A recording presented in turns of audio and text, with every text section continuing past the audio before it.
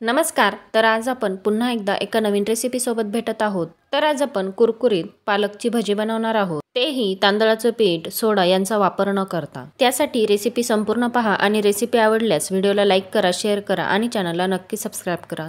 पालकची भजी बनवण्यासाठी इथे मी अर्धी जोडी पालक घेतलेला आहे। पालक स्वच्छ धुवून घेतलेला आहे, निवडून घेतलेला आहे। आता पालक बारीक चिरून घ्यायचा। तुम्हाला हवं असेल तर पालकाचे देठ सुद्धा तुम्ही बारीक चिरून टाकू शकता। पालक चिरून झाल्यावर त्याचबरोबर 2 मीडियम आकाराचे कांदे सुद्धा लांबसर चिरून घ्यायचे। आता एका बाउलमध्ये बारीक चिरलेला पालक आणि लांब चिरलेला कांदा सर्व काढून घ्यायचं। त्यामध्ये 1 चमचा लाल तिखट पावडर, अर्धा चमचा हळद पावडर, अर्धा चमचा धने जिरे पावडर, अर्धा चमचा ओवा आणि चवीनुसार मीठ टाकायचं। आता हे सर्व मसाले कांदा आणि पालक मध्ये व्यवस्थित मिक्स करून घ्यायचे आणि मिक्स करताना कांद्याच्या पाकळ्या सुद्धा थोड्याशा हाताने मोकळ्या करायच्या। आता मिक्स केल्यावर तुम्ही पाहू शकता कांदा आणि पालकला हलकसं पाणी सुटायला लागलेलं आहे आणि मसाले ओले झालेले आहे।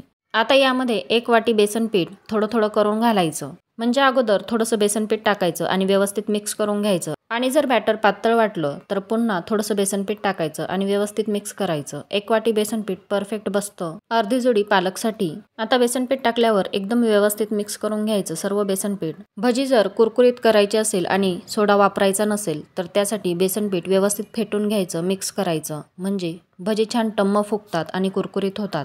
त्याशिवाय तेल सुद्धा पित नाहीत, म्हणजे जास्त तेलकट सुद्धा होत नाहीत। आता इथे मी सर्व बेसन पीठ मिक्स करून व्यवस्थित बॅटर तयार करून घेतलेलं आहे, तुम्ही पाहू शकता। आता हे पीठ अगदी 2 मिनिटांसाठी रेस्ट करायला ठेवायचं आणि नंतर भजी तयार करून घ्यायची। त्यासाठी कढईमध्ये तेल गरम करायला ठेवलेलं आहे, तुम्ही पाहू शकता तेल व्यवस्थित गरम झालेलं आहे। आता भजी तयार करून घ्यायची। भजी तयार करताना गॅसची फ्लेम मीडियम ठेवायची। भजी तळताना जर तेल कडकडीत गरम असेल आणि गॅसची फ्लेम सुद्धा हाय असेल तर भजी बाहेरनं पटकन करपतात आणि आतमधून कच्चेच राहतात।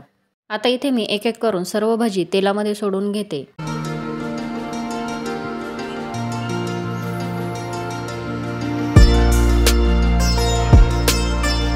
आता भजी तेलामध्ये सोडून झाल्यावर गॅसची फ्लेम मीडियम टू हाय ठेवायची आणि भजी तयार करून घ्यायची, म्हणजेच तळून घ्यायची।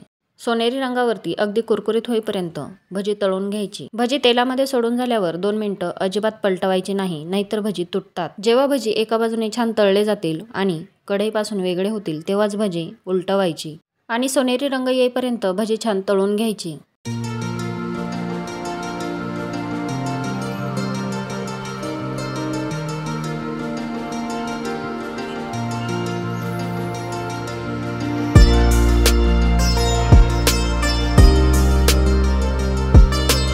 आता तुम्ही पाहू शकता भजींना छान सोनेरी रंग आलेला आहे आणि त्याचप्रमाणे दिसतानाच दिसताय भजी छान कुरकुरीत झालेली आहेत। आता आपण भजी एका प्लेटमध्ये काढून घेऊया आणि याचप्रमाणे आणखी भजी सुद्धा तयार करून घेऊया।